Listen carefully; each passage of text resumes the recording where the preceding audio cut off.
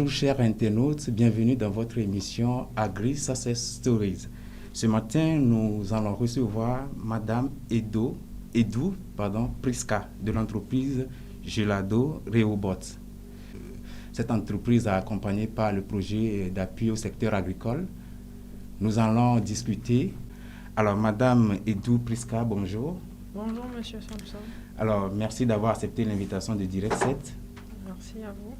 Alors, si aujourd'hui nous voulons parler d'abord l'entreprise Gelado Rehoboth, que peut-on comprendre de cette dénomination entreprise Gelado Rehoboth? Bon, Gelado Rehoboth, c'est une entreprise agroalimentaire. Donc, elle est spécialisée dans la transformation de produits agricoles en jus, sirop, épices et consorts. Alors, cette entreprise, parlez-nous un peu, elle est créée depuis quand, un peu le cheminement, comment ça a été jusqu'à ce que vous soyez... C'est une entreprise créée en février 2013. Et comme toute entreprise locale, ça n'a pas été facile pour l'entreprise. Et le fait aussi que le Togolais ne valorise pas le Made in Togo. Donc au début c'était compliqué, mais avec l'appui du PASA, on a pu relever le défi et maintenant ça va. Les informations concernant le PASA, est-ce que c'est par l'entremise d'un ami ou bien c'est dans le groupe presse, dans les journaux que vous avez eu cette information ou comment ça se passe? Gelado Rehoboth participe à des conférences, à des émissions. Donc c'est par là qu'ils ont appris que voilà, il y a PASA qui finance les sociétés togolaises qui sont spécialisées dans l'agroalimentaire justement. Donc, il y a aussi les journaux. Oui. Alors, vous faites les jus à base de quel fruit? Est-ce que ce sont les mélanges de fruits ou vous avez juste un fruit? Je prends peut-être la mangue, les oranges. Comment ça se fait? Nous utilisons spécialement l'ananas, le gingembre, le bissap, le citron, la mangue, le carambole. Mixé ou... Nous faisons des saveurs uniques. Jus de mangue, jus d'ananas, jus de tamarin, jus de gingembre. Également, nous faisons des mixages. Nous faisons des cocktails de gingembre, citron ou gingembre, ananas. Tout dépend. Nous avons aussi des commandes spéciales. C'est-à-dire que vous pouvez nous appeler et dire que vous voulez par exemple un cocktail de mangue et d'orange par exemple. Et sur le marché, est-ce que les Togolais apprécient? Vous savez que nous sommes au Togo et on aime toujours prendre les produits qui viennent d'ailleurs. Est-ce que vous, à votre niveau, est-ce que vous arrivez quand même à voir un peu, ne serait-ce que la main sur les marchés dans les quartiers à Lomé et à l'intérieur? Bon, comme je l'avais dit avant, le Togolais n'aime pas le Made in Togo. Donc cette civilisation de produits locaux, c'est, disons, à partir de l'année passée que ça émerge. Donc c'était très compliqué au début parce que les gens préféraient les produits chimiques et autres par rapport à ce qui était fait au Togo. Et aussi, il n'y a pas cette confiance d'acheter un truc fait au Togo. On a peur, on se demande est-ce que c'est vraiment de la vraie mangue? Voilà. Et il y a aussi les prix qui sont critiqués.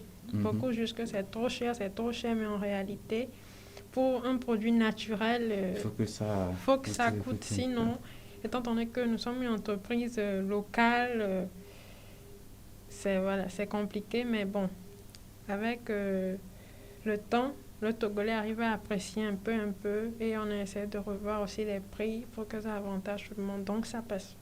D'accord. Je rappelle aux internautes que nous sommes avec Madame Edou Priska de l'entreprise Gelado Rehoboth, une entreprise que le PASA accompagne depuis 2013, si je ne me trompe. Oui. Depuis 2013. Alors, parlant des produits locaux, quel type de mangue, si je veux prendre les jus faits à base des mangues, quel type de mangue vous utilisez, vous, les greffés ou le mangue ordinaire? Bon, nous utilisons les deux sortes. Nous utilisons les greffés, nous utilisons également les mangues ordinaires. Mais les mangues ordinaires sont beaucoup plus compliquées à travailler pour les jus parce que ça contient beaucoup de fibres. Ouais. Donc nous préférons quand même les mangues greffées aux mangues ordinaires. Mais nous utilisons les deux. Alors, maintenant, l'appui du PASA vous a-t-il permis d'avoir certains trucs, notamment la création d'emplois, d'acheter des machines. Qu'est-ce que cet appui vous a vraiment permis de faire aujourd'hui? Oui, le PASA nous a aidé dans le renforcement de capacité de l'entreprise. Également dans l'achat des équipements, les extracteurs, les chaudières. C'est quoi les extracteurs? Pour un internaute, par exemple, je ne sais pas trop c'est quoi. Bon, extracteur, c'est une grosse machine qui extrait du jus d'un fruit. Si je peux le dire comme ça. Voilà. Donc, voilà, le PASA nous a aidé dans ce genre d'équipement. Nous achetons les équipements qu'il faut. Et parlant de main-d'œuvre, combien d'emplois avez-vous créé à ce jour? Ça vous a permis quand même d'avoir certaines personnes qui travaillent avec vous? Oui, on a eu environ à créer 10 emplois. Temporaires ou à temps plein? Bon, pour les emplois temporaires, c'est 10. Mais 10. pour les emplois qui vont et viennent, bon, je ne peux pas vous certifier vraiment. Ouais. Mais c'est vrai, nous traversons une crise. Cette crise a vraiment bouleversé votre entreprise. Comment est-ce que vous arrivez aujourd'hui à faire face à cette crise dans votre société, votre entreprise Julado Rehoboth? Bon, c'est clair que ça a bousillé beaucoup de choses. Ouais. Il y a eu le chiffre d'affaires de l'entreprise qui a radicalement chuté parce que nous travaillons en dépôt-vente. Nous travaillons en dépôt-vente avec les supermarchés, les restaurants et les bars. Donc, à cause de la crise, beaucoup ont fermé leurs boutiques et leurs kiosques. Donc, nous aussi, nous sommes calés. D'accord. Maintenant, l'entreprise est basée uniquement à Lomé ou vous avez des structures, des annexes un peu partout dans les régions? Non, en réalité, l'entreprise est basée à Déticopé. À Déticopé? Oui. Et vous n'avez plus d'autres succursales en fait, à l'annexe, si, à Lomé, à l'intérieur? Oui, on a une annexe à Lomé. Juste à Lomé? Oui, juste à Lomé. Alors, nous allons maintenant parler de vos perspectives. Sûrement que cette pandémie a touché pas mal d'entreprises, mais je suis sûr que vous avez des perspectives quand même. Parce qu'on ne peut pas rester là, parce que Covid, nous sommes obligés de faire avec. Alors, quelles sont les perspectives de votre entreprise? Que voulez-vous dire par perspective? C'est-à-dire les missions à long terme. Bon, nous pensons à l'exportation. Nous pensons à l'exportation, mais c'est encore en étude. Nous voulons d'abord... L'exportation des jus ou bien de la vente des jus, de tout ce que nous faisons comme produit. Voilà. Mais pour le moment, nous voulons d'abord occuper le marché togolais parce qu'il est très vaste.